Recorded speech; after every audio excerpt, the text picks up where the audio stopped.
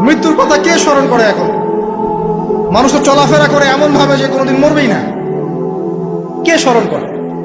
যে টেবিলের তল দিয়ে ঘুষ নিচ্ছে ও স্মরণ করে মৌতের কথা? যে মেয়েটা বোরখা পরে যে ডেটিং করে বেড়াচ্ছে, জেনা করে বেড়াচ্ছে, ও কি মৃত্যুর কথা স্মরণ করে?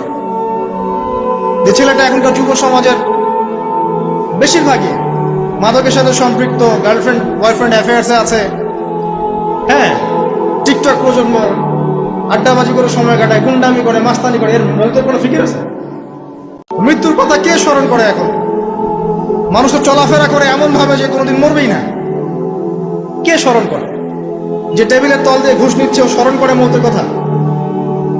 যে মেয়েটা বোরখা পরে যে ডেটিং করে বেড়াচ্ছে, জেনা করে বেড়াচ্ছে, ও কি মৃত্যুর কথা স্মরণ করে? যে ছেলেটা এখনকার যুব সমাজের বেশিরভাগই মাদকের সাথে সম্পৃক্ত, গার্লফ্রেন্ড বয়ফ্রেন্ড অ্যাফেয়ার্সে আছে, হ্যাঁ,